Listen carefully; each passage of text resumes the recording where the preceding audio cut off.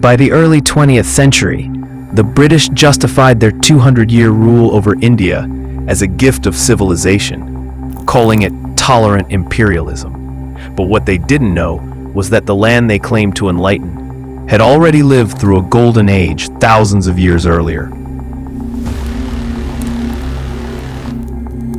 In 1921, a discovery shook the very foundations of colonial arrogance. Beneath the earth of Punjab, buried in silence, lay one of the world's earliest urban civilizations, the Indus Valley Civilization. Its grand cities, Harappa and Mohenjo-daro, unveiled a culture so sophisticated that it challenged everything the world believed about India's past. Wide roads, massive brick buildings, a scientifically designed drainage system, and relics of art, jewels, and pottery told a tale of a people far ahead of their time. This was no tribal society. This was an organized, cultured, widespread empire and peaceful world 5,000 years ago. And as archaeologists dug deeper, the earth began to whisper secrets of an age that predated even Mesopotamia and Egypt. But the biggest surprise was yet to come. They could not read their language. Even after a century, the Indus script remains unsolved, a riddle lost in time.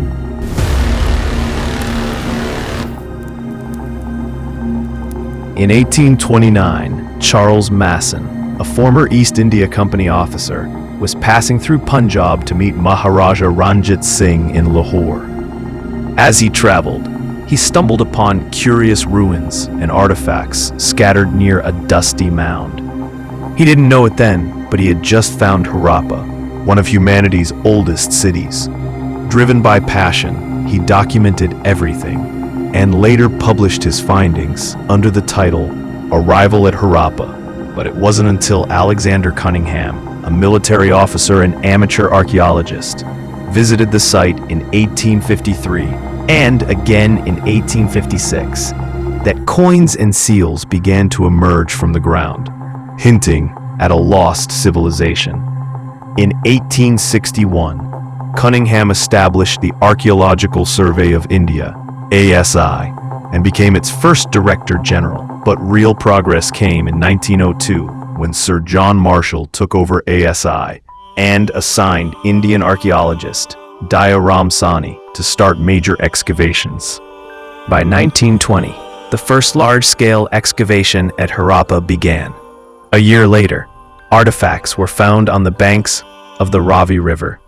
Carbon dating revealed their age to be thousands of years old. Then, in 1922, another Indian archaeologist, R.D. Banerjee, found a similar site near the Indus River, Mohenjo-daro, meaning Mound of the Dead. It had layered skeletons, entire cities buried beneath others. By 1924, Sir John Marshall officially announced to the world that a new ancient civilization had been discovered, one that could rival Egypt and Mesopotamia. And so began the story of the Indus Valley Civilization.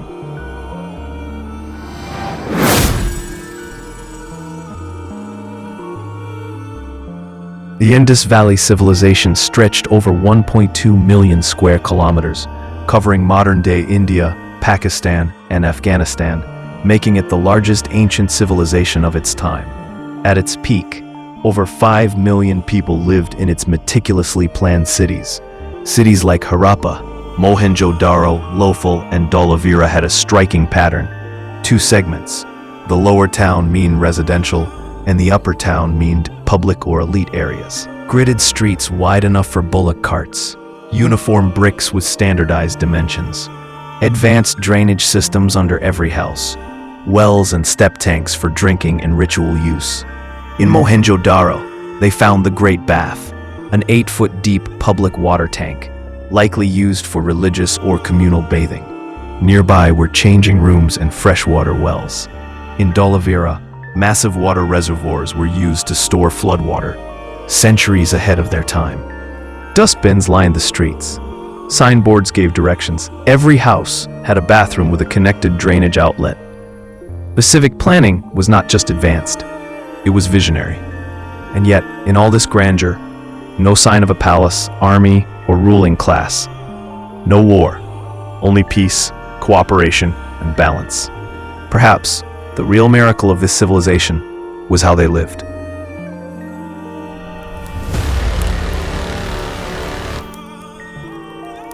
Why we still can't read their words 100 years later. The Indus Valley people left behind thousands of seals and terracotta tablets, engraved with strange symbols and animal motifs. Rhinos, elephants, tigers, bulls. These inscriptions, known as the Indus script, remain one of archaeology's greatest unsolved mysteries.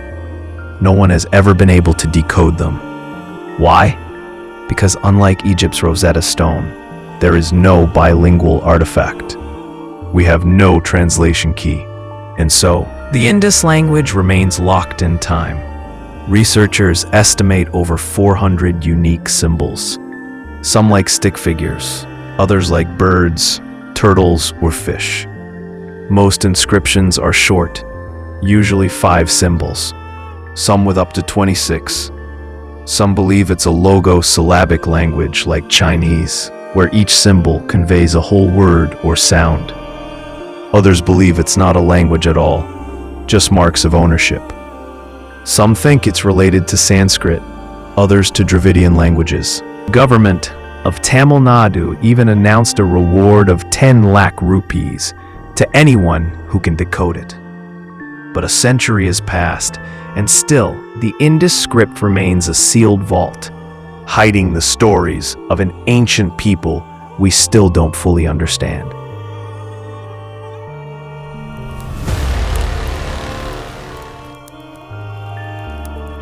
How did the most peaceful civilization vanish? Between 1900 BCE and 1300 BCE, something began to change. The mighty cities of the Indus Valley began to fall into silence. Their roads were no longer maintained. The Great Bath was filled with dirt. Drainage systems collapsed. The writing disappeared. Trade with Mesopotamia ended. People abandoned their cities. By 1300 BCE, folly, this vast civilization had vanished, leaving only broken walls and buried secrets behind. Why? Theories abound. Some believe it was climate change, shifting monsoons leading to droughts. Rivers dried up. Farming became impossible. Others speak of natural disasters, floods or massive earthquakes. Some mention epidemics, or even Aryan invasions, though these remain debated. Whatever the cause, this once great civilization fell and was forgotten. For over 3,000 years, their cities lay buried, until chance, curiosity, and a few brave archaeologists brought them back into the light. Today, a century after its rediscovery, the Indus Valley Civilization still defies complete understanding. Its script unread, its beliefs uncertain, its end unclear. But maybe, just maybe, when we finally decode their silent seals, we will unlock not just their words, but a forgotten wisdom that could guide our future.